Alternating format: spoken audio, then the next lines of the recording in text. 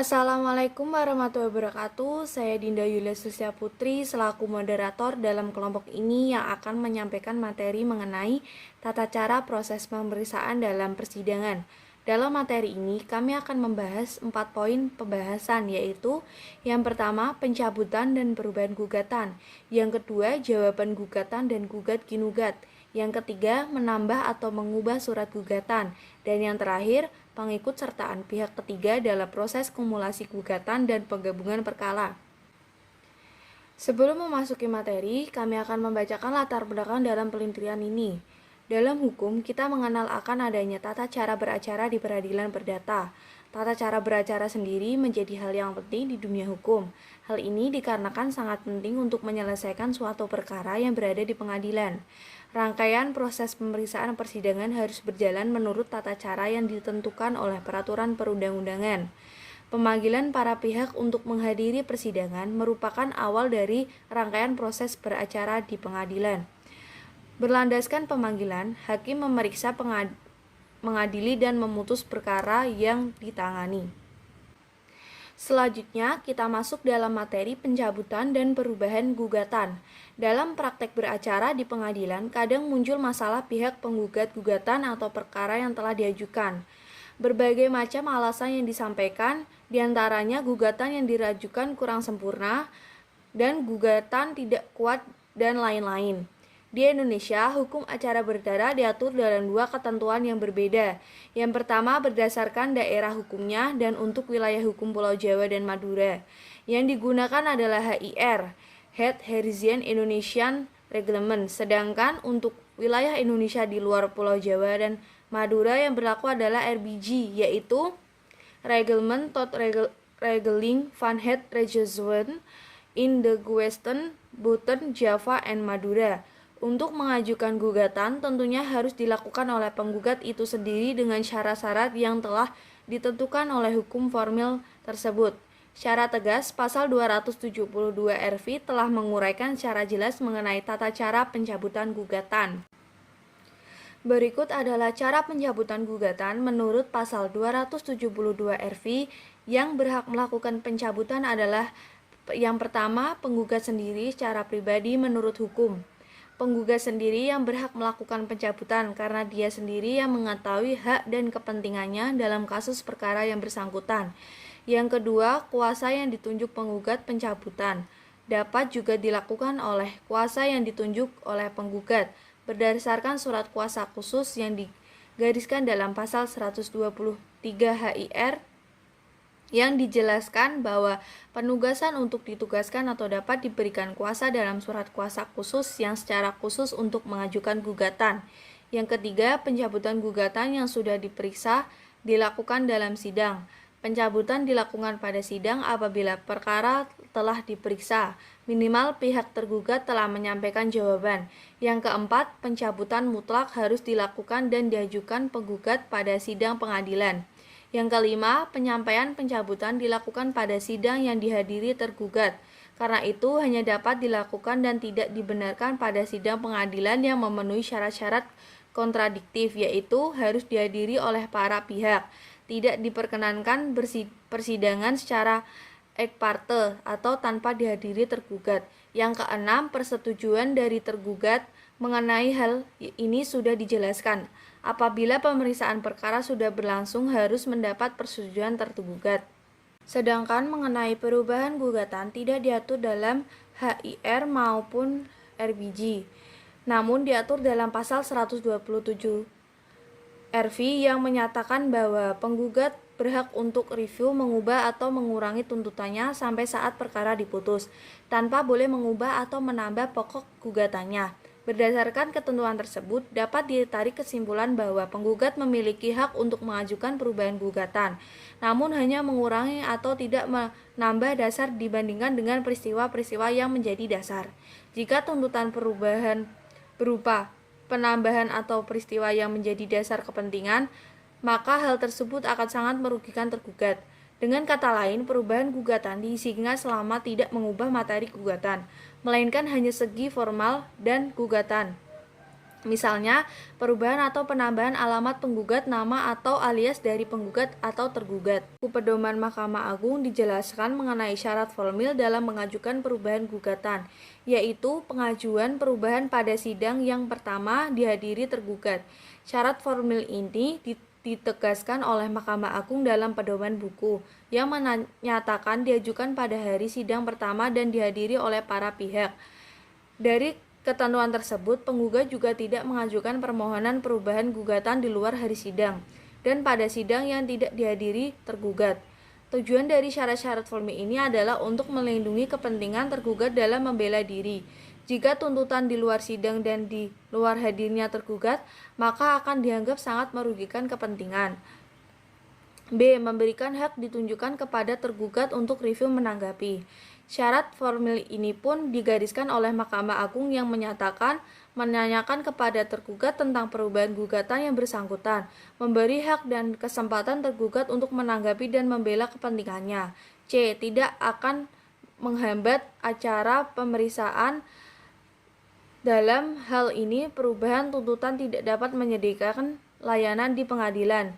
Jika perubahan tersebut menentang tentangan, maka akan menjadi masalah baru lagi di antara kedua belah pihak yang berperkara, seperti bertambahnya waktu proses pemeriksaan sehingga memakan waktu yang lama dalam proses penyelesaian perkaranya.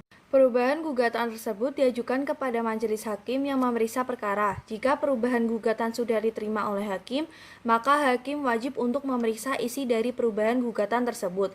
Hal terpenting yang perlu diperhatikan dalam pemeriksaan tersebut terletak pada konten atau isi dari perubahan yang diajukan, yakni apakah gugatan yang telah diubah bertentangan atau tidak bertentangan dengan hukum. Oleh karena itu, dalam masalah perubahan gugatan yang telah diajukan ini sangat penting karena jika dari perubahan tersebut bertentangan dengan hukum, sedangkan hakim menyetujui perubahan yang bertentangan dengan hukum tersebut, maka dapat dikatakan bahwa hakim telah melanggar kewajibannya untuk keadilan. Selanjutnya yaitu jawaban gugatan. Jawaban atas gugatan adalah salah satu tahapan dalam proses pemeriksaan perkara perdata dan dilakukan setelah gugatan dibacakan penggugat dalam persidangan. Jawaban atas gugatan penggugat merupakan upaya bagi tergugat untuk mempertahankan hak-haknya terhadap dalih dan dalil penggugat. Tidak jauh berbeda dengan pembuat gugatan, bagaimana bentuk dan susunan dari jawaban gugatan dan ekspresi dalam perkara perdata tidak diatur oleh peraturan perundang-undangan, kecuali hanya disebutkan bahwa gugatan harus memenuhi syarat formal dan material. Perihal gugat dinugat, gugatan balasan, gugatan balik, ataupun gugatan rekonvensi diatur dalam pasal 132A dan pasal 132B HIR. Kedua pasal tersebut memberi kemungkinan bagi tergugat atau para tergugat apabila ia atau mereka kehendaki dalam semua perkara untuk pengajuan gugatan balasan atau gugatan balik terhadap penggugat. Karena gugatan balik merupakan balasan terhadap gugatan yang telah diajukan oleh penggugat, maka tidak dibenarkan apabila tergugat ke satu misalnya, lalu menggugat tergugat lainnya, melainkan gugatan balasan harus ditujukan kepada penggugat atau para penggugat, atau salah seorang atau beberapa orang dari penggugat saja oleh tergugat atau para tergugat atau turut tergugat. Gugat dinugat atau gugatan balik atau gugat rekonvensi diajukan bersama-sama dengan jawaban, baik itu merupakan jawaban lisan maupun tertulis. Dalam praktek gugatan balik dapat diajukan belum dimulai dengan pemeriksaan bukti, artinya belum pula dimulai dengan mendengarkan keterangan dari saksi-saksi. Pada asasnya, gugatan balik atau gugatan rekonvensi dapat diajukan dalam setiap perkara, pengecualiannya dalam 4 hal sebagaimana disebutkan dalam pasal 132A HIR, yaitu 1. Jika penggugat dalam gugatan asal mengenai sifat, sedangkan gugatan balasan tersebut mengenai dirinya sendiri dan sebaliknya. 2. Jika pengadilan negeri kepada siapa gugatan asal itu dimasukkan tidak berhak Oleh karena berhubung dengan pokok perselisihan memeriksa gugatan balasan. 3. Dalam perkara perselisihan tentang menjalankan putusan. 4. Jika dalam perkara tingkat pertama tidak dimasukkan gugatan balasan, maka dalam tingkat banding tidak boleh memajukan gugatan balasan. Selanjutnya ada menambah atau mengubah surat gugatan. Dalam hal surat gugatan yang diajukan oleh penggugat, maka penggugat dapat melakukan perubahan gugatan. Perubahan gugatan adalah salah satu hak yang diberikan kepada penggugat dalam hal mengubah atau mengurangi isi dari surat gugatan yang dibuat olehnya. Dalam hal ini, baik hakim maupun tergugat tidak dapat menahan dan mengajukan gugatan untuk mengubah gugatan tersebut. Perubahan gugatan harus tetap nilai hukum yang ada sesuai dengan peraturan perundang-undangan. Selanjutnya, pengaturan mengenai perubahan diatur, namun diatur dalam pasal 127 RV yang menyatakan bahwa penggugat berhak untuk review mengubah atau mengurangi tuntutannya sampai saat perkara diputus tanpa boleh mengubah. Penggugat berhak untuk review mengubah atau mengurangi tuntutannya sampai saat perkara diputus tanpa boleh mengubah atau menambah pokok gugatannya. Selanjutnya ada syarat perubahan gugatan. Peraturan mengenai syarat mengajukan perubahan gugatan tidak terdapat dalam pasal 127 RV. Namun, dalam buku pedoman yang diterbitkan oleh Mahkamah Agung terdapat syarat formil untuk mengajukan perubahan gugatan, di mana hal tersebut sangat penting diterapkan dalam praktik peradilan. Dalam buku pedoman MA dijelaskan mengenai syarat formil dalam mengajukan perubahan gugatan, yaitu A. Pengajuan perubahan pada sidang yang pertama dihadiri tergugat. Syarat formil ini ditegaskan oleh MA dalam pedoman buku yang menyatakan diajukan pada hari sidang pertama dan dihadiri oleh para pihak. B. Memberi hak ditunjukkan kepada tergugat untuk review menanggapi. Syarat formil ini pun digariskan oleh MA yang menyatakan menanyakan kepada tergugat tentang perubahan gugatan yang bersangkutan, memberi hak dan kesempatan tergugat untuk menanggapi dan membela kepentingannya. C. Tidak menghambat acara pemeriksaan. Dalam hal ini, perubahan tuntutan tidak dapat menyediakan layanan di pengadilan. Jika perubahan tersebut menimbulkan masalah pemeriksaan, maka akan menjadi masalah baru lagi di antara kedua belah pihak yang berperkara, seperti bertambahnya waktu proses pemeriksaan sehingga memakan waktu lama dalam proses penyelesaian perkaranya.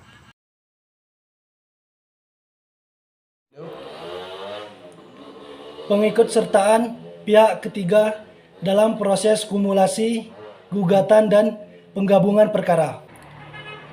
Intervensi. Pengertian intervensi adalah masuknya pihak ketiga dalam suatu perkara perdata yang sedang berlangsung bila dia juga mempunyai kepentingan interest atau dasar hukumnya, yaitu Pasal 279 sampai 282 BRV. Sedangkan bentuk dari intervensi yaitu A. Fogging atau menyertai dengan cara menggabungkan diri kepada salah satu pihak. B. 2 seconds atau menengahi, berdiri sendiri, tidak memihak salah satu pihak. C. Fridge wearing atau penanggungan. Mirip tapi tidak sama dengan intervensi karena inisiatifnya tidak dari pihak ketiga yang bersangkutan. Ikut sertanya karena diminta sebagai penjamin atau pembebas oleh salah satu pihak yang berperkara. D. Exceptio plurium litis konsortium, masuknya pihak ketiga karena ditarik oleh salah satu pihak yang berperkara. Dilakukan karena pihak tersebut tidak lengkap. Penjelasan 3 macam intervensi, yaitu yang pertama, freeze wearing atau ditarik sebagai penjamin.